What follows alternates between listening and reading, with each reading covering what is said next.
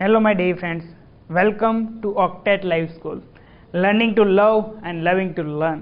આપણે ડિસ્કશન કરી રહ્યા છીએ ગાલા અસાઇનમેન્ટ પ્રશ્નપત્રની અને જેમાં આજ તમારી સાથે ખૂબ જ સરળતાથી ડિસ્કશનના પાઠ સ્વરૂપે લેવાનું છે પ્રશ્નપત્ર નંબર 5 અને આપણે ચર્ચા કરતા કરતા પહોંચી ગયા છે વિભાગ નંબર બી.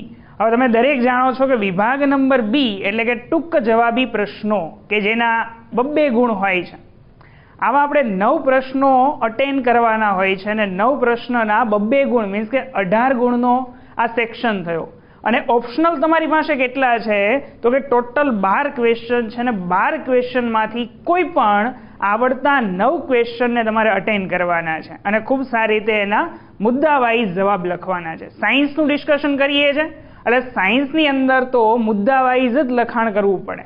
અને બીજી એક ચર્ચામાં લઈ લઈએ કે જ્યારે 2 ગુણમાં પ્રશ્ન પૂછાતા હોય ત્યારે ઓછામાં ઓછા 4 મુદ્દા 2 ગુણ માટે અગત્યના છે. હા, કદાચ ક્યારેક ઘણી વખત કોન્સેપ્ટને તમારે પૂરો કરવો છે તો એ કોન્સેપ્ટને પૂરો કરવા માટે 5 થી 6 મુદ્દા થઈ શકે, પણ ઘણા બધા એવા બાયોલોજીના ક્વેશ્ચનો પૂછાય છે આ પાઠની અંદર કે જેમાં 4 કરતાં વધારે મુદ્દા અનિવાર્ય નથી. રેડી છે? તો સિમ્પલ શરૂઆત કરીએ, એક એક પ્રશ્નોને જોતા જઈએ કે કેવા પ્રકારના મુદ્દાઓ એની અંદર આવે છે અને કેટલા મુદ્દાઓને આપણે લખવાના છે. રેડી? તો કરીએ શરૂ.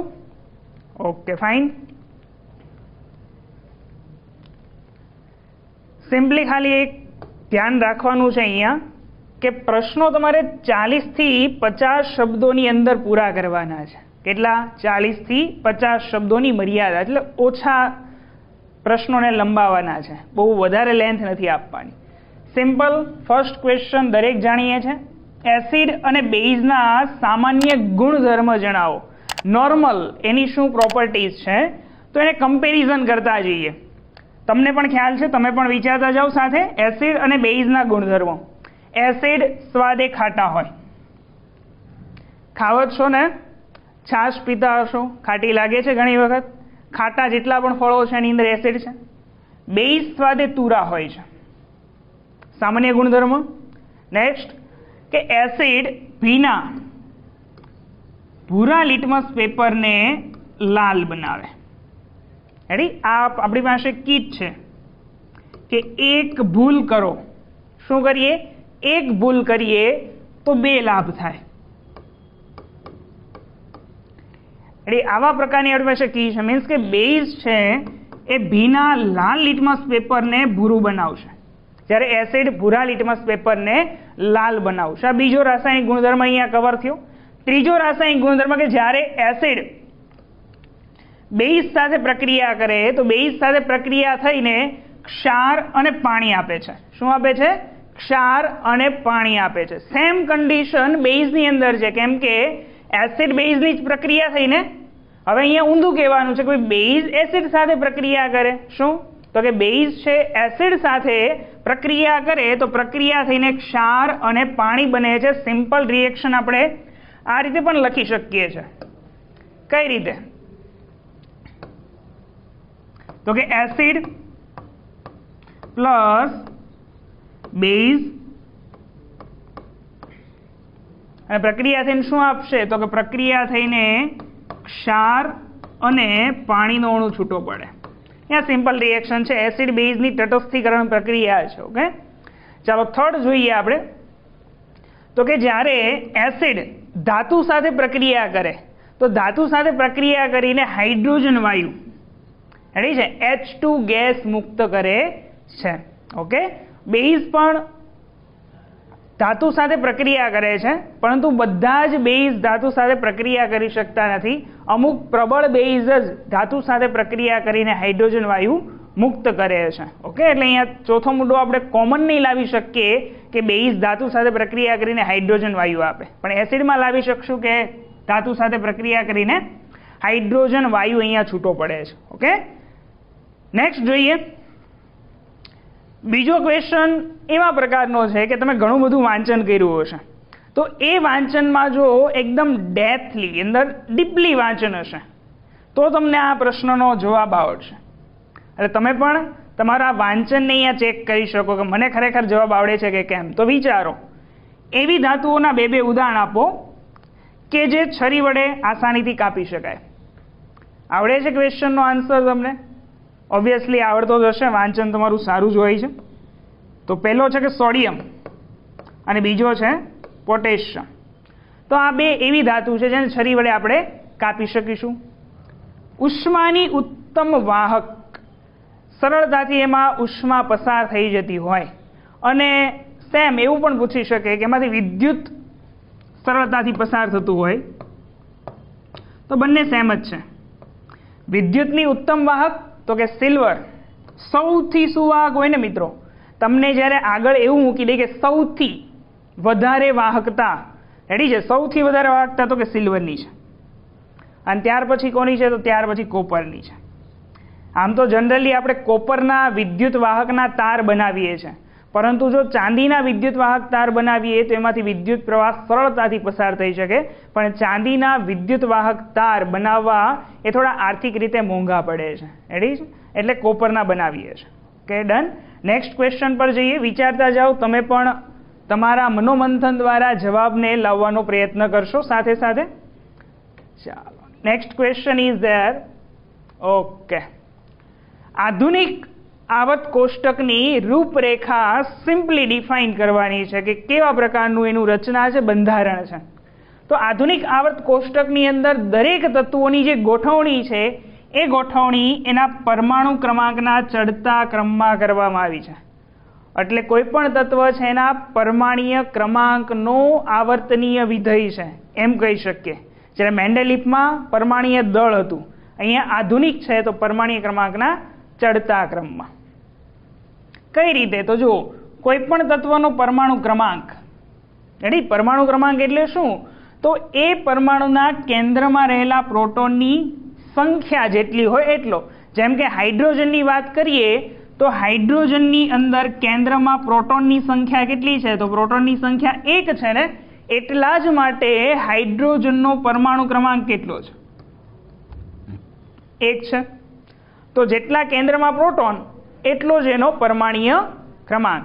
હવે કેન્દ્રમાં જેટલા પ્રોટોન છે એટલા જ એ પરમાણુની બાહ્યતમ કક્ષાની અંદર ઇલેક્ટ્રોન આવેલા હોય છે. શું આવેલા હોય છે? ઇલેક્ટ્રોન.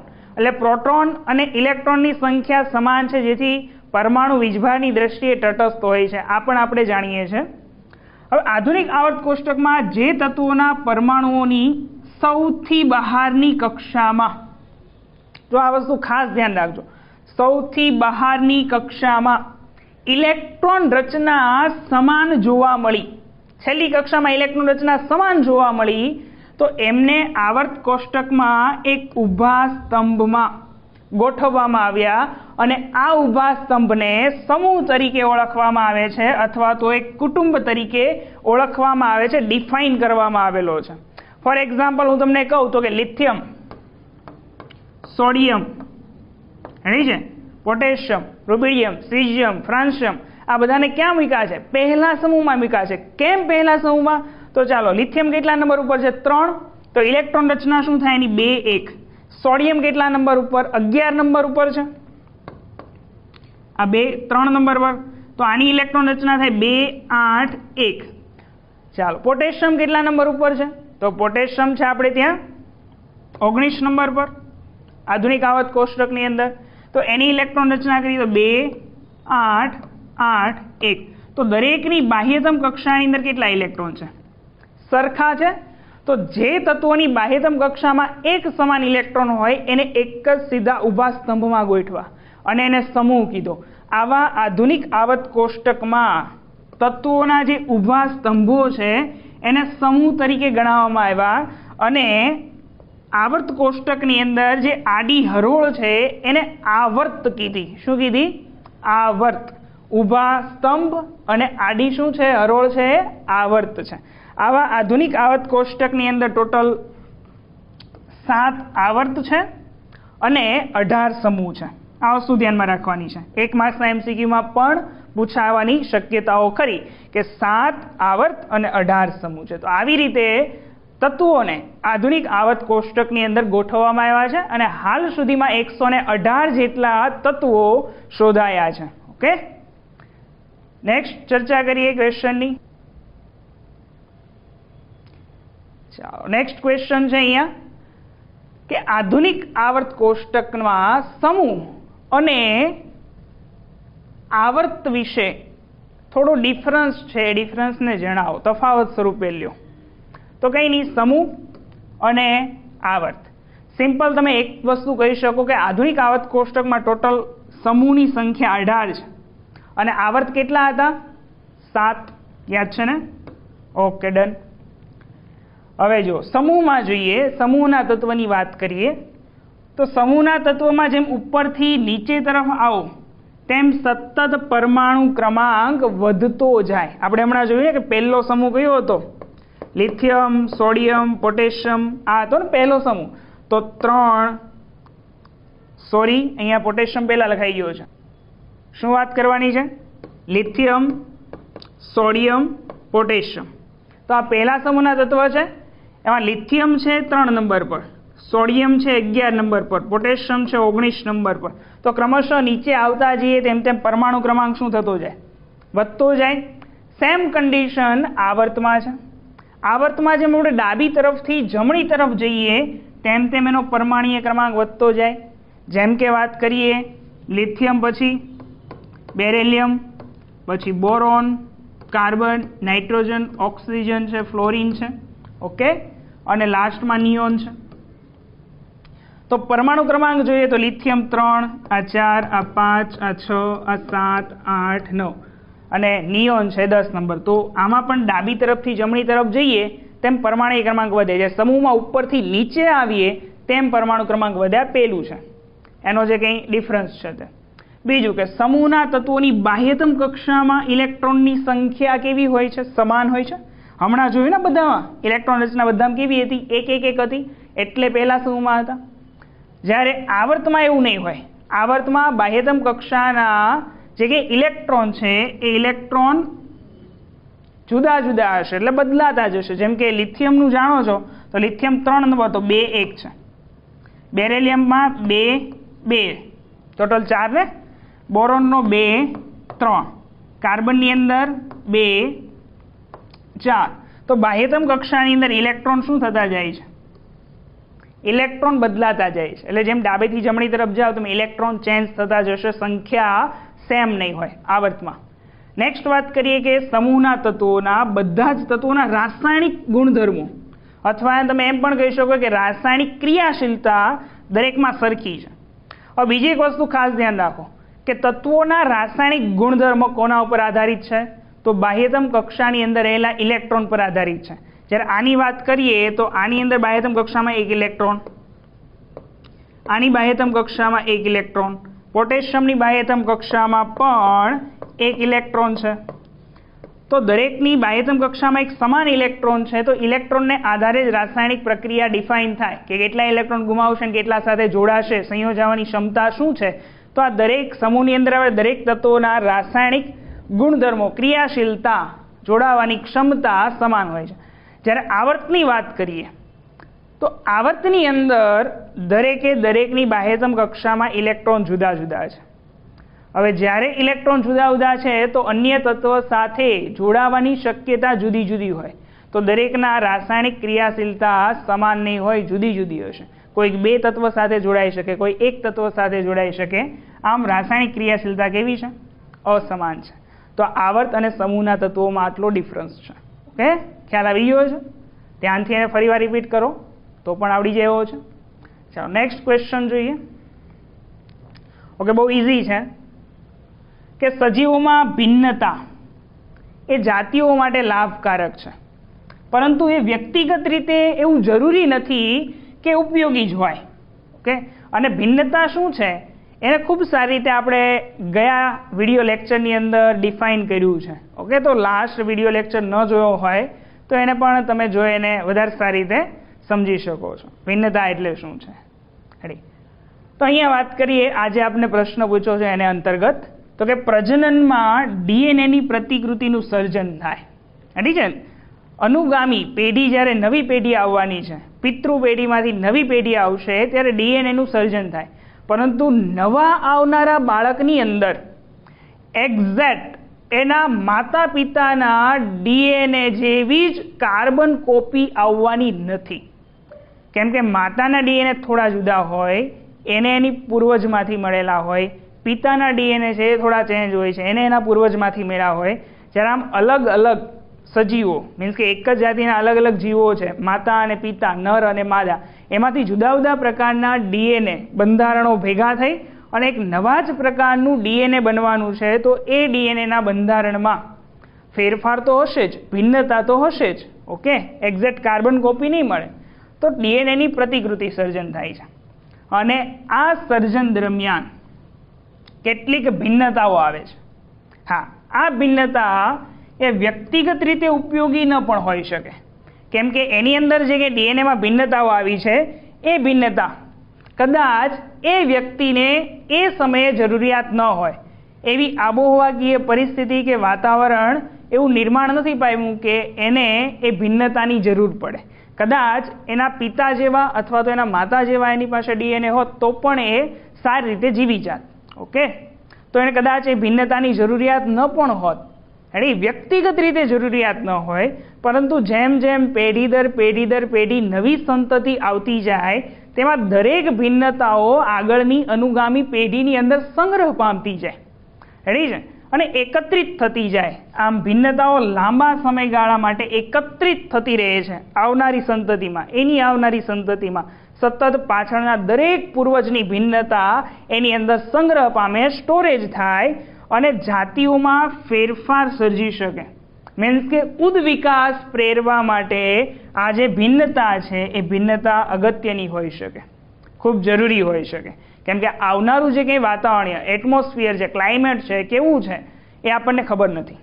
તો આવનારા ક્લાઇમેટની અંદર જો યોગ્ય રીતે જીવન જીવવું હશે તો એ ડીએનએની અંદર થયેલી ભિન્નતા, વિશિષ્ટ પ્રકારના બનેલા ડીએનએ એ પરિસ્થિતિમાં અનુકૂળ રીતે વાતાવરણનો સામનો કરી અને એ સજીવને જીવન જીવવા માટે સક્ષમ બનાવી શકે.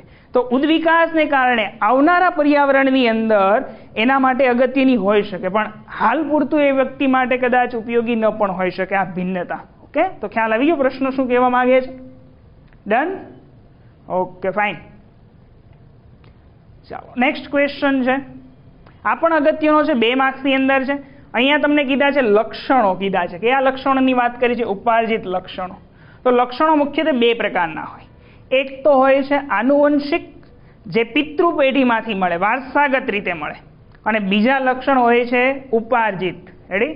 તો ઉપાર્જિત લક્ષણ વિશે આપણે ચર્ચા કરીએ અને એના કેટલાક તમારે ઉદાહરણ પણ આપવાના છે. ઓકે, તો હું પહેલા ઉદાહરણ લઉં તો તમને ઇઝીલી ખ્યાલ આવી જશે કે આની વ્યાખ્યા શું આપી શકાય. ઓકે, તો ચાલો હું ઉદાહરણ પહેલા લઉં છું કે ઉદાહરણમાં શું લઈ શકાય. તો જો અહીંયા ઉદાહરણ તમે સ્ક્રીન પર જોઈ શકો છો કે ઉંદરની પૂંછડીને કેટલીક પેઢી સુધી તમે શસ્ત્રક્રિયા દ્વારા કાપ્યા કરો અને ઉંદરની પૂંછડીને દૂર કરી દો છો, પરંતુ પૂંછડી વગરની સંતતિ એને પ્રાપ્ત નહીં થાય.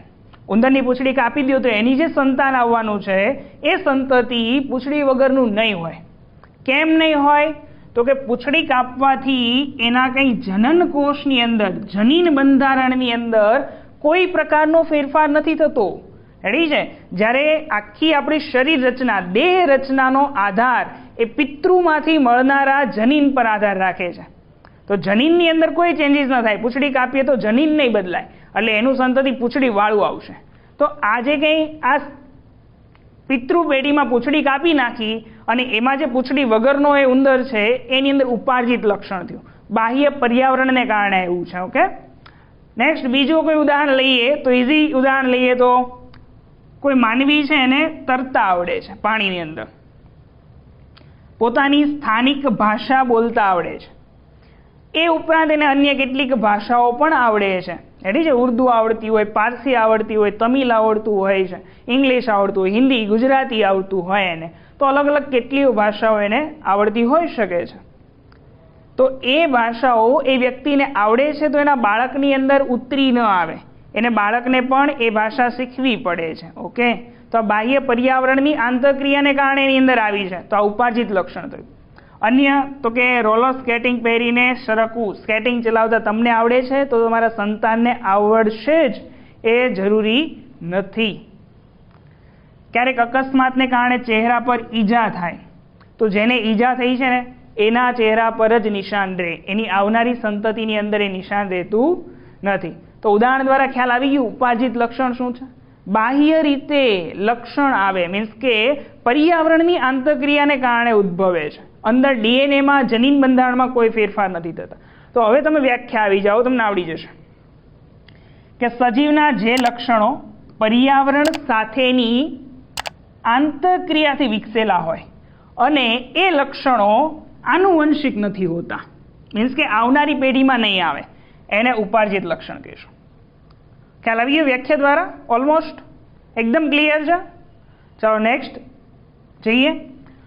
તો કે બિન પ્રજનન કોષો એટલે કે દૈહિક કોષોમાં થતા ફેરફારો એ પ્રજનન કોષોના ડીએનએમાં કોઈ પ્રકારની અસર કરતા નથી. 12 વાગી જાય ને અહીંયા તો એ દૈહિક કોષોમાં ફેરફાર થયા છે, આંતર ડીએનએમાં કોઈ ચેન્જીસ નથી થયો. અને અનુગામી પેઢીમાં પણ આ જે કંઈ ફેરફારો છે એ વારસાગમન પામતા નથી, આવનારી પેઢીમાં નહીં આવે. અને આ લક્ષણોને ઉપાર્જિત લક્ષણ તરીકે ઓળખવામાં આવે છે. ઓકે, એટલે કે દૈહિક પેશીમાં થનારા પરિવર્તનો એ લિંગી કોષોના ડીએનએમાં દાખલ થઈ શકતા નથી. ડીએનએમાં નહીં ફેરફાર કરે. લૈંગિક શુક્રકોષ કે અંડકોષમાં ડીએનએમાં ચેન્જીસ નહીં થાય. આમ કોઈ વ્યક્તિના જીવનકાળમાં પ્રાપ્ત કરેલા અનુભવ રેડી છે, એક્સપિરિયન્સ એના સંતતિમાં વહન પામતા નથી. રેડી છે કે ઉદ્વિકાસ પામતા નથી. રેડી છે કે કોઈ પ્રકારના એના ડીએનએમાં ચેન્જ ન થાય એટલે ઉદ્વિકાસની અંદર પણ કોઈ કારગત નીવડતા નથી. તો આવા જે કંઈ લક્ષણો છે એ લક્ષણોને ઉપાર્જિત લક્ષણ તરીકે ઓળખવામાં આવે છે. ડન? એક્ઝેક્ટ ક્લિયર છે શું કહેવા માંગે છે ઉપાર્જિત લક્ષણો? અરે આ એના ઉદાહરણ થઈ ગયા, આ લખી દેવાના. ચાલો નેક્સ્ટ ક્વેશ્ચન પર આવીએ. Okay fine. આ ઘણો અગત્યનો પ્રશ્ન છે, તમે શાંતિથી એને નિહાળો છો તો જ્યાં પણ બેઠા છો ત્યાં શાંતિથી ઇમ્પોર્ટન્ટ ક્વેશ્ચન તરીકે આને લખી નાખો. કેમ કે આ ચેપ્ટરમાંથી 2 ક્વેશ્ચન એવા છે, એક તો વિદ્યુત પ્રવાહ અને વિદ્યુત સ્થિતિમાનનો તફાવત મીન્સ કે વોલ્ટેજ. આ બેમાંથી કોઈ એક અલ્ટરનેટ બોર્ડની એક્ઝામની અંદર સતત પૂછાતા હોય છે. એની વ્યાખ્યા આપવાની, એનું સૂત્ર આપવાનું હોય છે, એનો એકમ અથવા તો એની વ્યાખ્યા, એકમને વ્યાખ્યાયિત કરવાનું, આવું ઘણું બધું પૂછાતું હોય છે. સમજાય છે શું કહું છું? એટલે આ 2 જે કંઈ આપણા પ્રશ્નો છે બહુ અગત્યના થઈ જાય છે. તો જોઈએ વિદ્યુત સ્થિતિમાનનો તફાવત એટલે શું. ઓકે, સિમ્પલ તમને કહી દઉં કે ધારી લો કે એક વિદ્યુત વાહક તાર છે મારી પાસે. આ વિદ્યુત વાહક તારના 2 છેડા પાસે બેટરી જોઈન્ટ કરી દઈએ છે. તો અમુક વોલ્ટેજની અહીંયા બેટરી જોઈન્ટ કરી છે. હવે જ્યારે બેટરીની સ્વિચ શરૂ કરવામાં આવે તો તારની અંદર રહેલા કોઈ ઇલેક્ટ્રોન છે અથવા તો એકમ ધન વિદ્યુત ભાર છે, એના ઉપર બેટરી દ્વારા બાહ્ય બળ લાગે છે, ધક્કો લાગે છે, અને જેને કારણે ઇલેક્ટ્રોન એક સ્થાનેથી બીજા સ્થાને ગતિ કરે છે. ફોર એક્ઝામ્પલ આને હું એ સ્થાન કહી દઉં અને આને બી સ્થાન કહી દઉં. તો એ સ્થાનથી બી સ્થાને જાય છે, પરંતુ એને એ સ્થાનથી બી સ્થાન સુધી જવું છે તો એ માટે એના પર બેટરી વડે શું કરવું પડે છે? બાહ્ય ધક્કો લગાડવો પડે છે, તો જ ઇલેક્ટ્રોન એક સ્થાનેથી બીજા સ્થાને જાય. બાહ્ય બળ વગર એ અંદર અસ્તવ્યસ્ત તો ગતિ કરશે પરંતુ ચોક્કસ દિશામાં ગતિ નહીં કરે. તો એ સ્થાનથી બી સ્થાન સુધી એ વિદ્યુત ભારને લઈ જવા માટે બેટરી વડે, કોના વડે? બેટરી વડે જે કંઈ કાર્ય કરવું પડે છે એ કાર્યને તે 2 બિંદુ વચ્ચેનો વિદ્યુત સ્થિતિમાનનો તફાવત કહેવામાં આવે છે. ખ્યાલ આવી ગયો? વિદ્યુત ભારને લઈ જવા માટે કરવું પડતું કાર્ય. ઓકે, તો વ્યાખ્યા જો, કોઈ વિદ્યુત પ્રવાહ આધારિત વિદ્યુત પરિપથના કોઈ 2 બિંદુ વચ્ચે વિદ્યુત સ્થિતિમાનનો તફાવત એટલે શું? તો કે 2 બિંદુ વચ્ચે વિદ્યુત સ્થિતિમાનનો તફાવત એટલે એકમ ધન વિદ્યુત ભારને એક બિંદુથી બીજા બિંદુ સુધી લઈ જવા માટે કરવું પડતું કાર્ય. અને એ કાર્ય કોણ કરે? બેટરી કરે. તો એને વિદ્યુત સ્થિતિમાનનો તફાવત કહેવાય બંને વચ્ચે.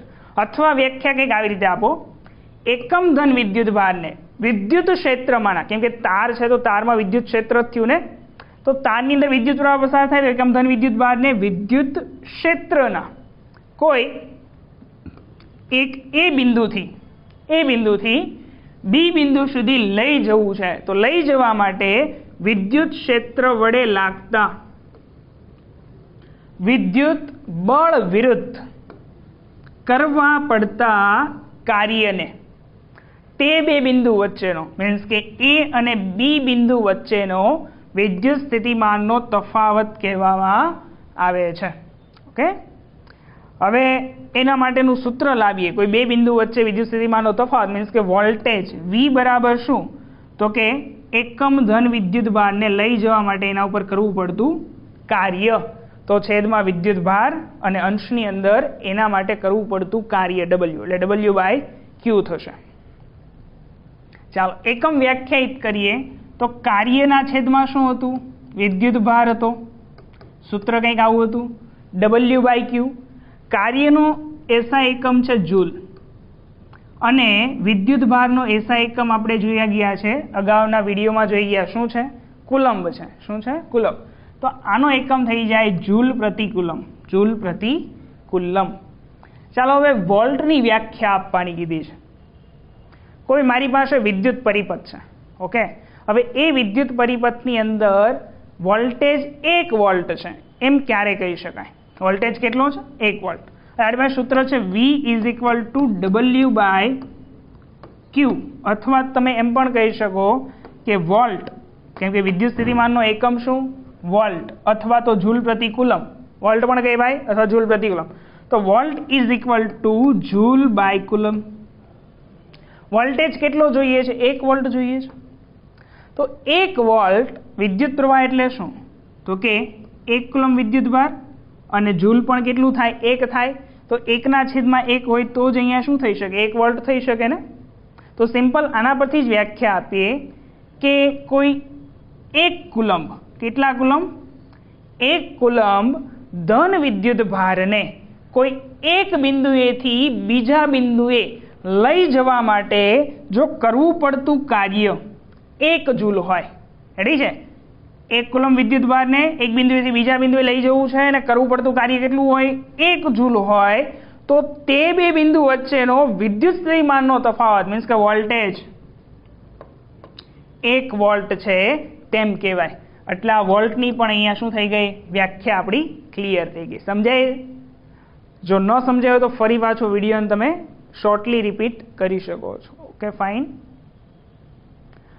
ચાલો, આ પણ આપણા માટે 2 માર્ક્સની અંદર અગત્યનું છે. શું કરવાનું છે? અહીંયા વિદ્યુત પરિપથની રેખા આકૃતિ દોરવાની છે. ઓકે, એટલે શું, અને એમાં રેખા આકૃતિ એટલે શું, અને એની તમે શું શું જોડશો? તો એક બેટરી જોઈન્ટ કરવાની છે, વિદ્યુત બલ્બ, એમીટર, બંધ કળ, અને નામ નિર્દેશનવાળી વિદ્યુત પરિપથની રેખા આકૃતિ દોરાઈ જાય ત્યાર પછી એમાં રેવાજીક વિદ્યુત પ્રવાહની દિશા બતાવવાની છે.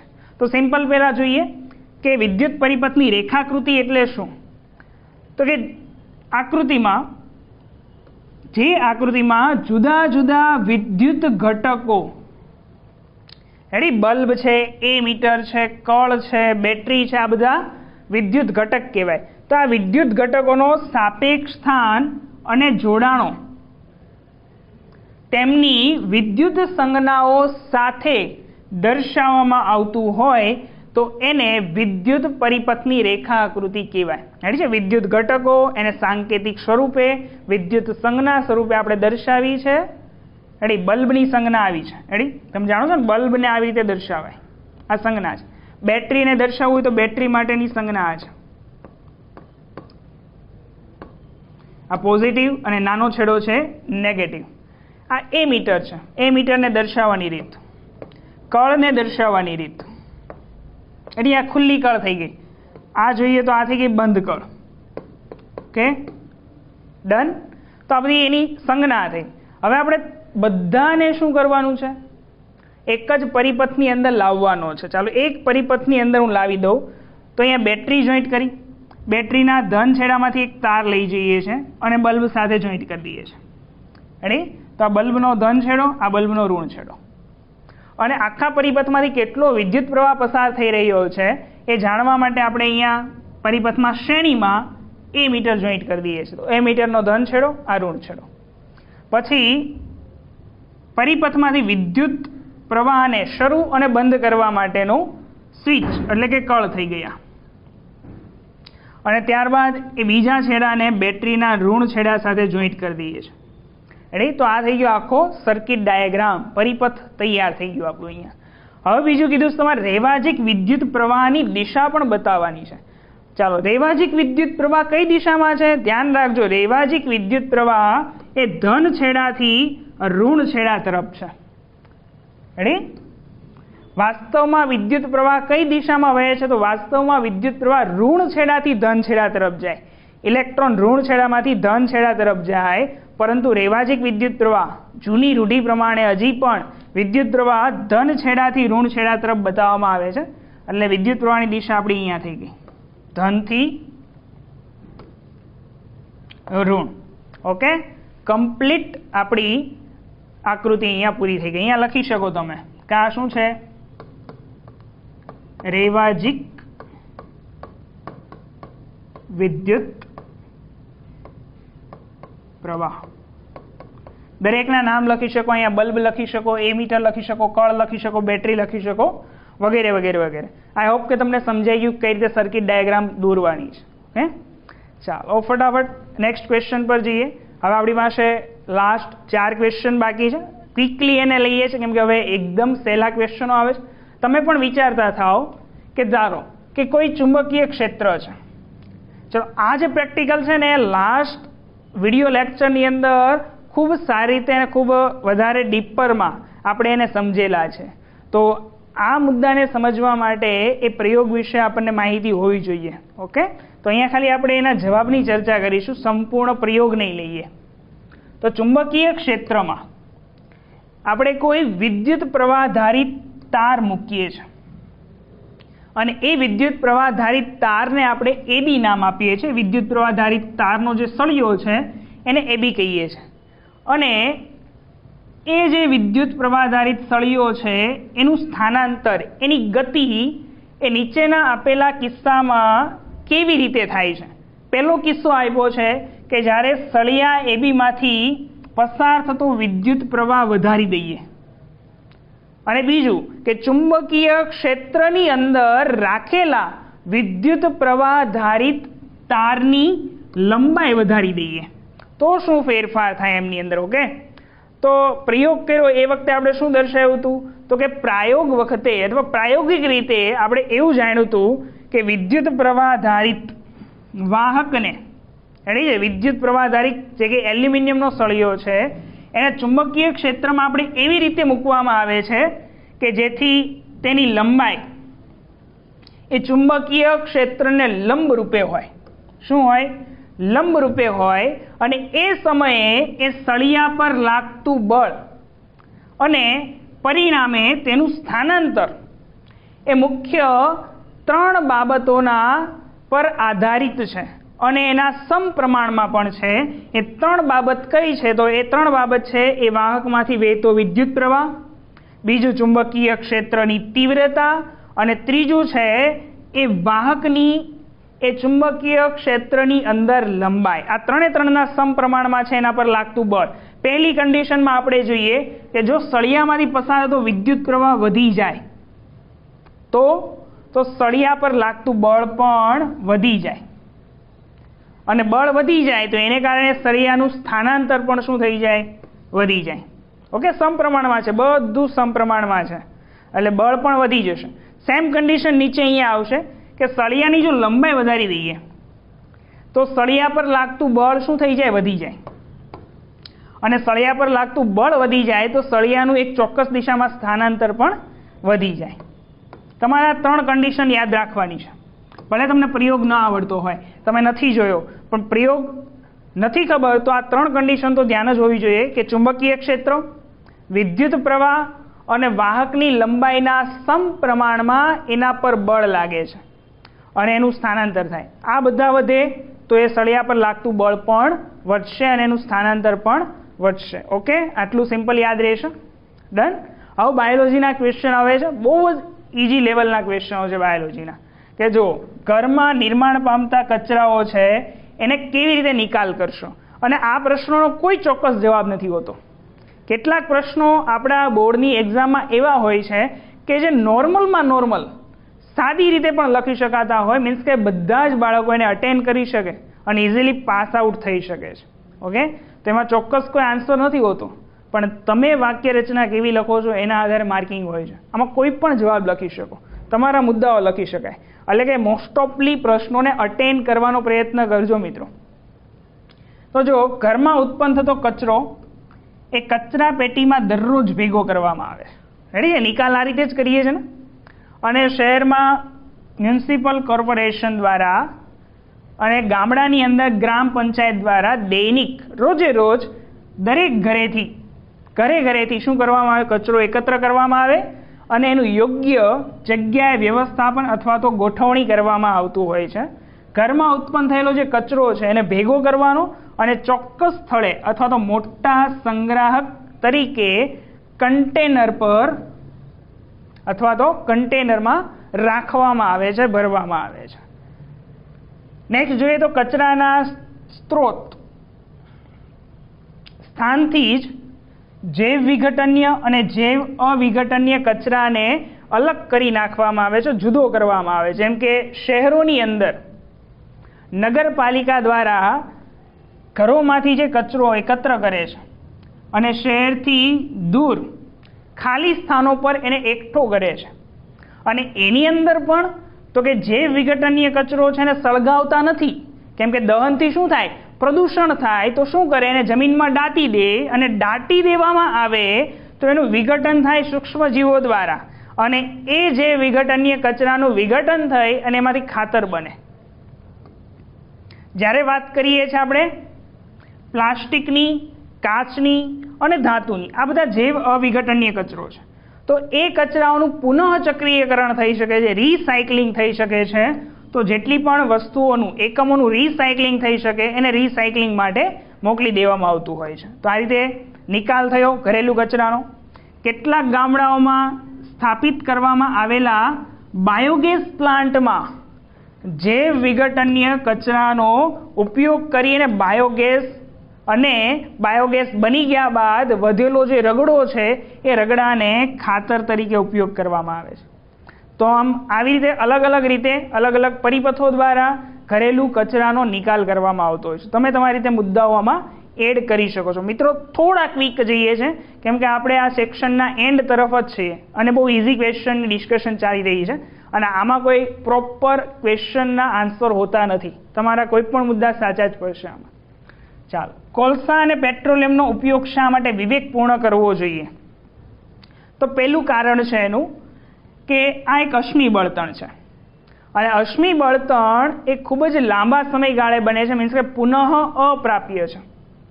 ને કેમ કે એને બનતા લાખો વર્ષ લાગી જાય છે, નિર્માણ થતા લાખો વર્ષ લાગી જાય, લાખો વર્ષ પછી આપણે હશું કે નથી હોવાના એની કોઈ આપણી સંભાવના જ નથી.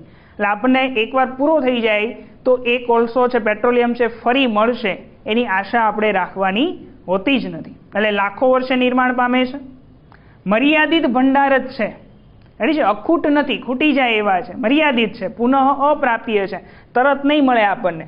અને જો આનું દહન કરીશું તો દહન દ્વારા કાર્બન, નાઇટ્રોજન અને સલ્ફરના ઓક્સાઇડ વાતાવરણની અંદર ભળે અને વાતાવરણને પ્રદૂષિત કરે છે.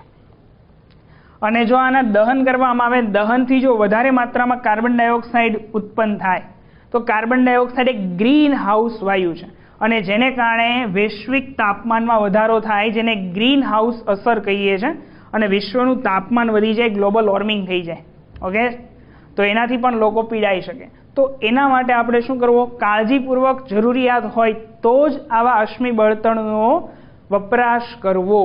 એટલે છે કોઈ પણ નજીકની જગ્યાએ જવું છે તો આપણે પેટ્રોલ ડીઝલ વાપરીએ છીએ, વાહનો ચલાવીએ છીએ, એને અવોઇડ કરીને ચાલીને જઈએ નજીકના જગ્યાએ, તો વિવેકપૂર્ણ ઉપયોગ કરવો અનિવાર્ય થઈ ગયો છે. ચલો, લાસ્ટ ક્વેશ્ચન છે. લાસ્ટ ક્વેશ્ચન શું છે? તો કે વન સંરક્ષણ માટેના 4 ઉપાય. તમે જે લખો એ સાચા છે, પણ આપણે જોઈ લઈએ ફટાફટ. તો કે બળતણ અને ફર્નિચરના લાકડા માટે વૃક્ષોની થતી અનિયંત્રિત કટાઈ, એની અંદર ફરજિયાતપણે ઘટાડો કરવાનું છે. મગર તો એટલી બધી સ્પીડે જંગલો કપાઈ રહ્યા છે કે આવનારા સમયની અંદર વૃક્ષો ખૂબ ઓછા થઈ જશે અને પ્રદૂષણ વધી જશે. એટલે આ શું કરવાની છે? અનિયંત્રિત રીતે જે કટાઈ છે, વૃક્ષો કપાય છે, એ ફરજિયાત પ્રમાણે અટકાવવાના છે.